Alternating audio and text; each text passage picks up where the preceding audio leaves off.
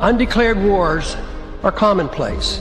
Tragically, our government engages in preemptive war, otherwise known as aggression, with no complaints from the American people. Sadly, we have become accustomed to living with the illegitimate use of force by government. To develop a truly free society, the issue of initiating force must be understood and rejected. What if sometimes, to love your country, you had to alter or abolish the government? What if Jefferson was right? What if that government is best which governs least? What if it is dangerous to be right when the government is wrong? What if it is better to perish fighting for freedom than to live as a slave? What if freedom's greatest hour of danger is now?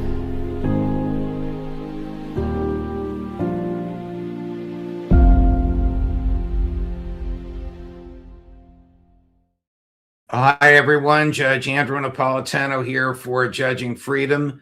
Today is Tuesday, January 13th, 2026. Professor Jeffrey Sachs will be with us in just a moment on the dangers of an unchecked presidency. But first, this. History tells us every market eventually falls. Currencies collapse. And look at where we are now. 38 trillion in national debt. Stocks at record highs defying gravity. So what happens next? Groceries, gas, housing, everything's going up. And this dollar, it buys less every day. When the system breaks, your stocks won't save you and your dollars won't either. But one thing will: gold. I've said it on my show for years. Gold survives collapse. Central bankers know this and billionaires know it. That's why they're buying more. Is it too late to buy or is it just the right time? Call my friends at Lear Capital to find out. Ask questions, get the free information. There's no pressure. And that's why I buy my gold and silver from Lear. And right now you can get up to $20,000 in bonus metals with a qualified purchase. Call 800-511-4620 or go to LearJudgeNap.com today. Professor Sachs, welcome here, and thank you for your time. I do want to talk to you about the dangers of an unchecked presidency and the dangers of President Trump publicly announcing he feels constrained by no law or constitutional principle, but just his own mind and morality. But before we get there, to events that are happening as we speak, who or what, in your view and understanding, is behind the chaos in Iran? Well, this is a regime change operation led by the United States and Israel at Israel's behest. So it is part of a long-term plan in which Israel has repeatedly involved the United States in extraordinarily dangerous and illegal ventures, and it's doing so again. The goal is, of course, to topple the Iranian government. It's doing it through a mix of actions. Of course, there was the war last June, which was bombing missions, despite the fact that the U.S. was ostensibly in negotiation with Iran. They broke off the negotiations so they could bomb Iran. Then the administration is using what they call, and they brag about it, maximum pressure of trying to break the Iranian economy in every possible way by isolating Iran, punishing any country that dares to trade with Iran. Today, Trump announced, as he does, our emperor, as if he has the ultimate power of decree, that any country that trades with Iran will pay 25% tariffs. But the idea is to wreck the lives of the people of Iran, and then to help to foment large-scale protests everywhere. It's a very well-known, established CIA, Mossad game plan, and it's in operation right now. It's very violent. It not only crushes the lives of the people of the country, but the idea is to induce people to go out on the streets, to encourage them. As Mike Pompeo, the former CIA director, tweeted at the end of last year, he said hello to all the Mossad agents running on the streets of Tehran next to the protesters. So this is a game. It's an extraordinarily violent, vicious game. Our mainstream media are so lame or so bought or so phony that they report that the Iranian government has lost control of the economy without saying that the United States has crushed the Iranian economy. So, as usual, the public is told a big lie, and that is, look at how terrible the Iranian government is to its people. But the whole idea is for the United States and Israel to make life as miserable as possible for the people of Iran, as if this is a normal thing, with the goal of regime change. And if the regime change doesn't work, as the president explains, the United States is ready to intervene militarily.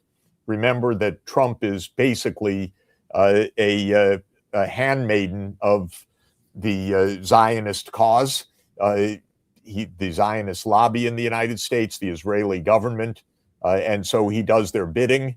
And if the attempt at regime change through maximum pressure, tariffs on countries that trade with Iran, assassinations of Iranians, which has been par for the course, and so forth, doesn't work, I would expect outright attacks by the United States very soon.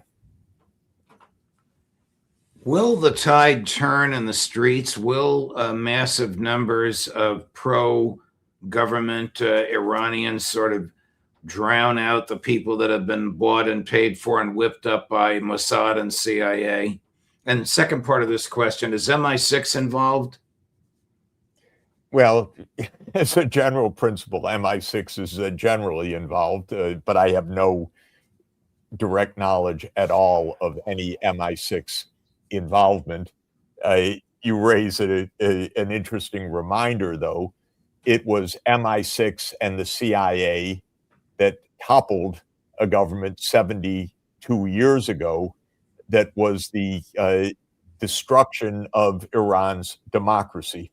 Right. In 1953, that MI6 and the CIA toppled the democratic government of Prime Minister Mossadegh of Iran using methods like this, mass protests, whipping people out on the streets, because in that day, the Iranian prime minister had the audacity to suggest that the oil under the ground in Iran actually belonged to the Iranians rather than to the British and the Americans. And it's a little bit like the audacity of the Venezuelans in our time to believe that the Venezuelan oil belongs to Venezuela. We've been made clear by Emperor Trump that the Venezuelan oil actually belongs to him personally, and he'll do with it what he wants.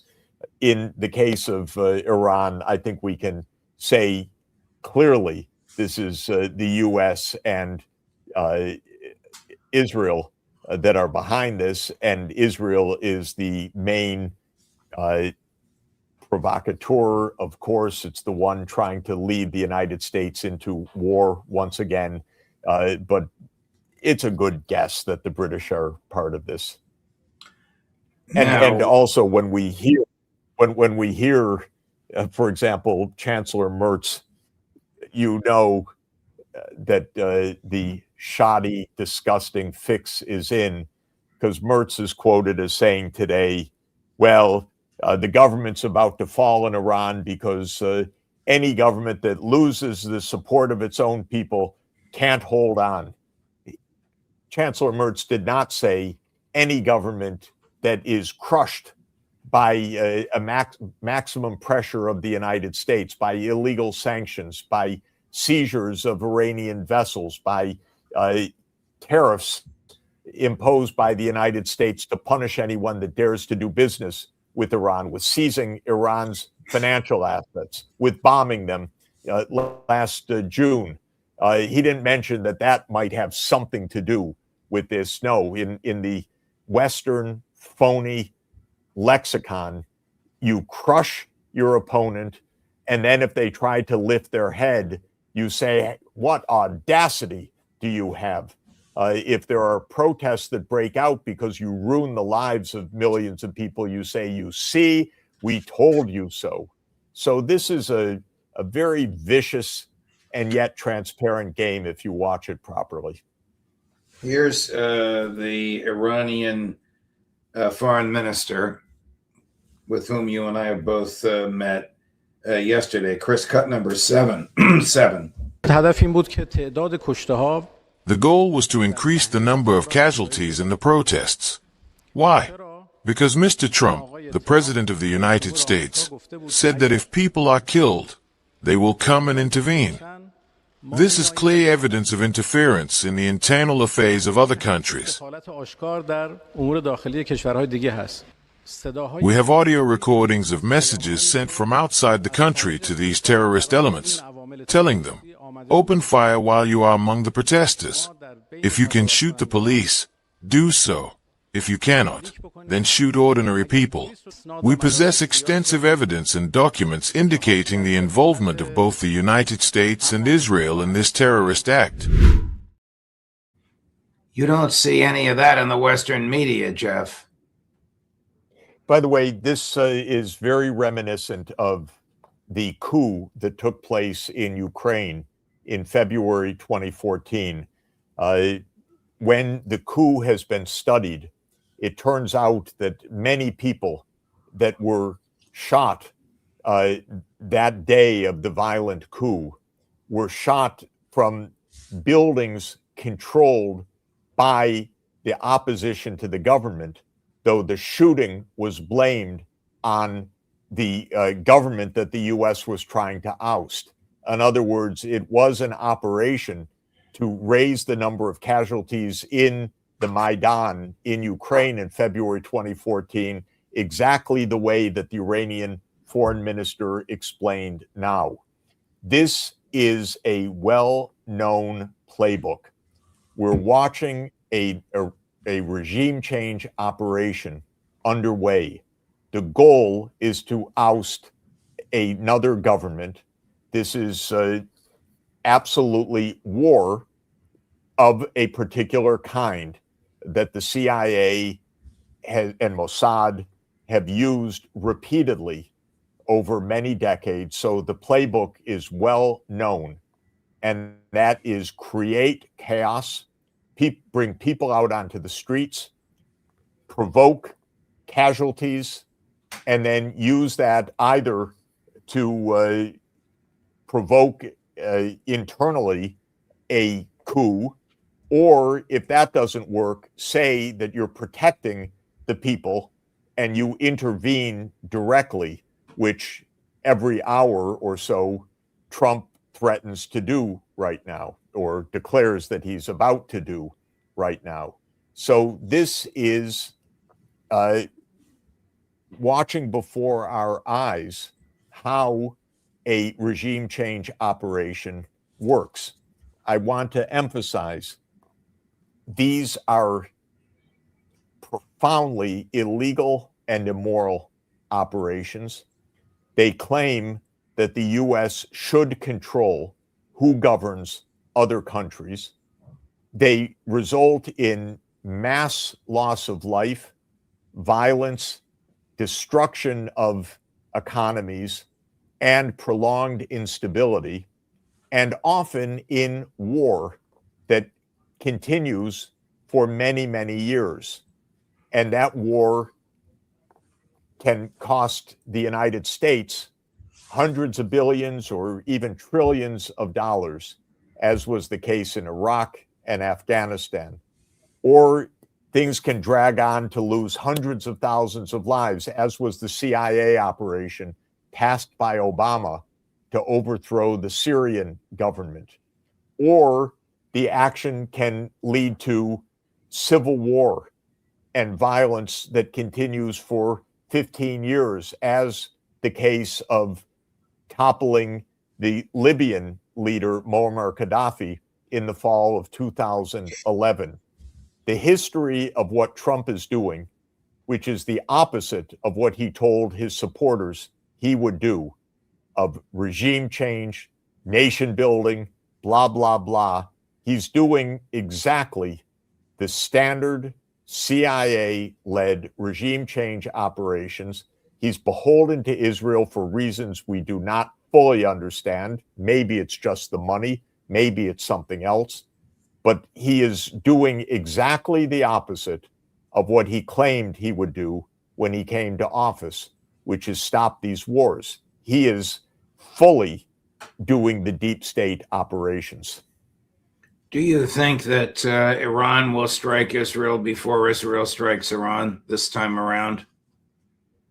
I don't think so, but I do believe that Iran will strike Israel when, if and when, and I think it's more likely when, the United States or Israel intervenes.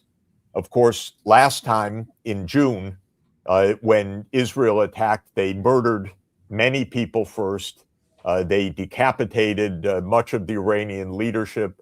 They thought that they would make a clean decapitation of the Iranian leadership. As usual, such operations led to bloodshed, but did not lead to the result that they thought. And when Iran shot missiles at Israel, it exposed that Israel's layered air defense was not sufficient to prevent many of the missiles hitting. But the Iranians did not aim for the most consequential targets. They aimed to demonstrate that they could penetrate the Israeli Iron Dome, so-called. But this time, I think the consequences could be vastly more costly to Israel. And I think the way things are going are likely to be, actually, because this is as clear and direct and vulgar a provocation, and it's likely to be led by an outright attack by Israel and the United States, I'm sorry to say. I'm going to play a clip of President Trump from his now notorious interview with 4 New York Times reporters. The interview is for 2 hours. The clip is only about 20 seconds, but I want your thoughts on it, please, Professor Sachs. Chris, cut number 2. Do you see any checks on your power on the world stage? Is there anything that could stop you if you wanted to? Yeah, there's one thing, my own morality, my own mind. It's the only thing that can stop, and that's law. Very good. I don't need international law. I'm not looking to hurt people. How dangerous can it be for the American Republic, when the President of the United States publicly repudiates his oath to preserve, protect, and defend the Constitution of the United States and faithfully execute his office, which includes treaties and complying with treaties and federal law, as well as with the Constitution itself? We are beyond the constitutional order in the United States. We are in personalistic rule, and it is not irrevocable, but it could become irrevocable this way. We're still waiting to hear any pronouncement by the Supreme Court that it defends the Constitution, the central responsibility of the Supreme Court. We don't know whether they will. It's quite clear that Congress is essentially dead. It is absolutely unable and unwilling to check this emperor. And Trump behaves like he is an emperor of an American empire, not a president of a constitutional republic. And one can say that by the day he is unchecked in this claim. Almost every day, or every day, sometimes several times, he issues emergency decrees In other words, one man rule. And this is the opposite of the system that we have of the Constitution. And on every measure that Trump takes, he is violating the Constitution flagrantly. He is going to war when war is the prerogative of the legislative branch. He is imposing tariffs when tariffs are the prerogative of the legislative branch, Article 1, Section 8. And he argues that there are emergencies that give him the power to rule by decree. This is fatuous, but whether we still have enough of a constitutional order to enforce the constitutional order is the open question that we face right now. There's no doubt that this is unconstitutional, what the president is doing day after day, that it's blatantly illegal, that it violates the UN Charter, which is the US law of the land, because the UN Charter, a major treaty, was ratified by the United States Senate in July 1945. And as such, under our Constitution, a treaty ratified by the Senate is the law of the land. That is our constitutional law. But it's all brazenly and flagrantly and brutally brushed aside by this person. Now, Americans are going to, I think, have to come to grips with this. Do we have a constitutional republic, or do we have an empire led by an emperor? I find it very important that the Roman Republic became an empire, of course, usually dated to the year 27 BC with Emperor Augustus. But the institutions of the Republic, the consuls and the Senate, continued, but only as a shadow of themselves. So we still have the forms of a republic, but we don't have the essence of a republic right now, which is a government of law and a government of constitutional order. And whether we have lost it irrevocably or not remains to be seen. It depends a lot, I have to say, on one of my classmates from college, Chief Justice John Roberts. Now, I know what we learned in college, and I hope the Chief Justice remembers what we learned in college. We learned about checks and balances, and we learned about the fact that we are a nation of laws, not a nation of men. And we learned that we did not want a king, much less a mad king. We wanted a government of the people, by the people, for the people, under a constitutional order. And I learned that, and so did Chief Justice Roberts. And we're waiting to see whether he remembers that. But it's our reunion this year, and I hope that he shows his reunion class that he remembers what we all learned in school together. We have a similar situation. I think you know my freshman year debate partner and my senior year study member of my study group studying constitutional law was none other than Sam Alito. For let's say we studied the same laws, but we came away with different ideas, regrettably. But who knows? We might be surprised on the tariffs. We might be surprised on a few other things. The decision on immunity, presidential immunity, was one of the worst in the modern era. One last point I want to make for you, very consistent with what you were just showing. Chris, can you put up that full screen? This was posted by the President of the United States over the weekend, declaring himself the acting president of Venezuela.